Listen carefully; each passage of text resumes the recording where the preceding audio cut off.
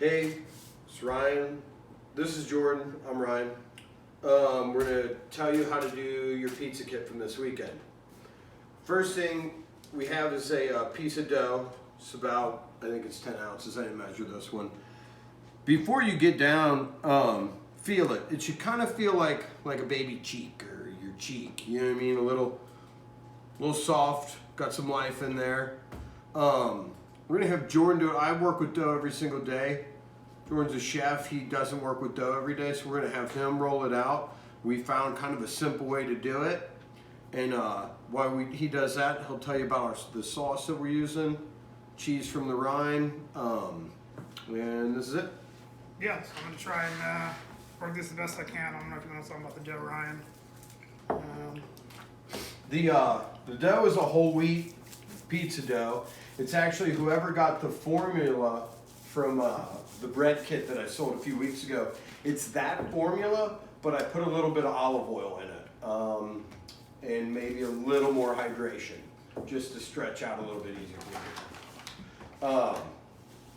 But there is it's completely vegan. You know, it's flour, water, salt, yeast, and by yeast I mean naturally leavened, the rye sour, and some olive oil. Yeah, so with this, when Ryan and I were doing this yesterday, we tested a couple out. Don't worry too much about trying to get this thing to a perfect circle, because God knows I'm not going to be able to do it. So just make it whatever shape you want. I think we found that kind of a flatbread type rectangle shape actually works really well and bakes up nicely. So we're going to try to get this one, you know, I'm going to do my best impression of somebody that's worked at a pizza store before.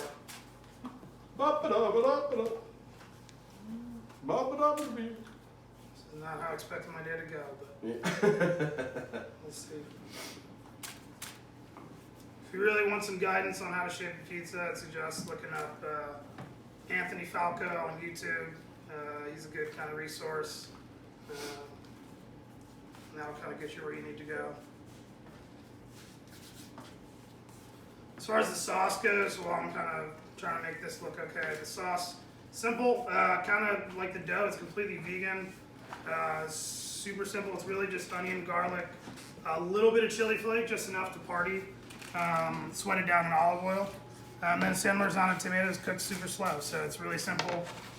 Really vegan, nut-free, dairy-free, all those things. So, you know, depending on if you have kind of food restrictions, you can kind of still work with it. And, you know, make it what you want. But, you know, simple sauce is best. No sugar added. You know, all the sugars in it are kind of naturally caramelized. Just from cooking the tomatoes down. Ryan gonna let me hang on with this dough here, but I think I'm doing. Yeah, I think you're doing good, man. It's all kind of stretching even. Yeah.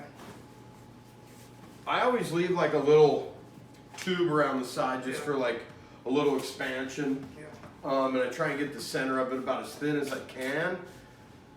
Thing is if you haven't really done it, it's just going to be a little thick. It's going to bake a little bit longer. You know, it's not a big deal.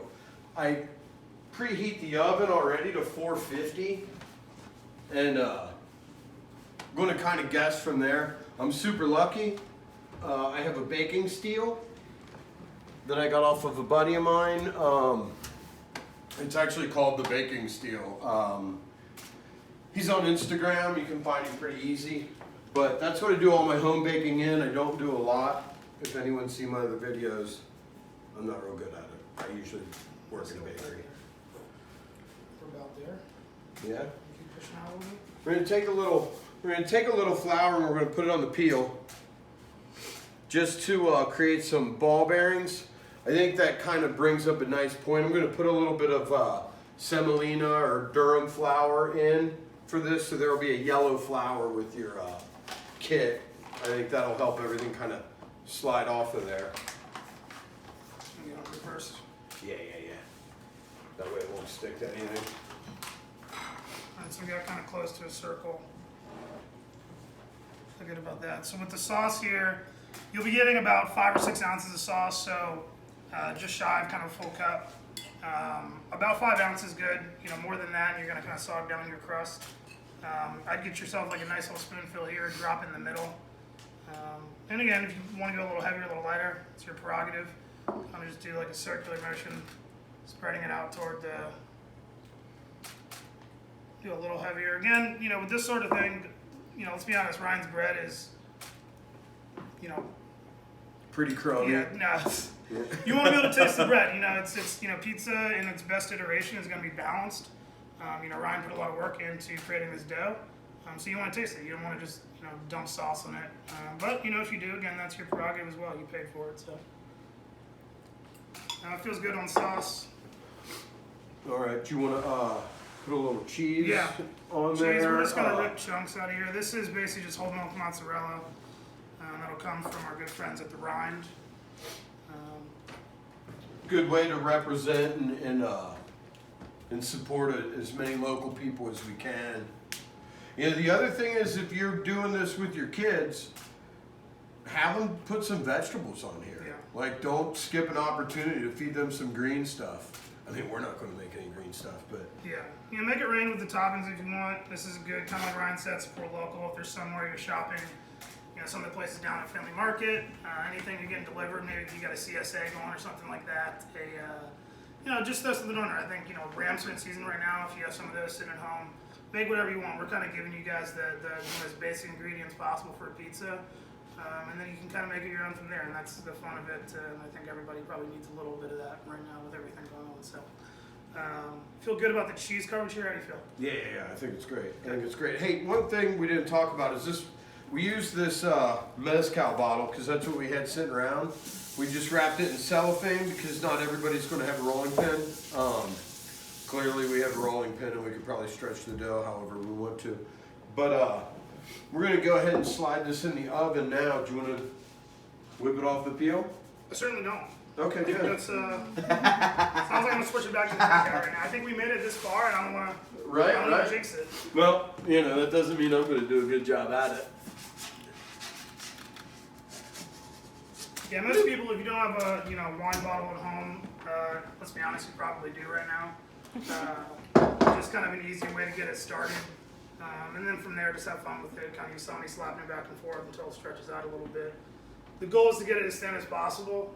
That's usually kind of the best way to crust. But keep in mind, like here at Ryan's place, we have an oven at 450. Most kind of wood-fired ovens you're going to see for like pizza go up to 800, 900 degrees. So unless you're working with one of those traditional ovens, kind of get you where you need to go with this sort of thing.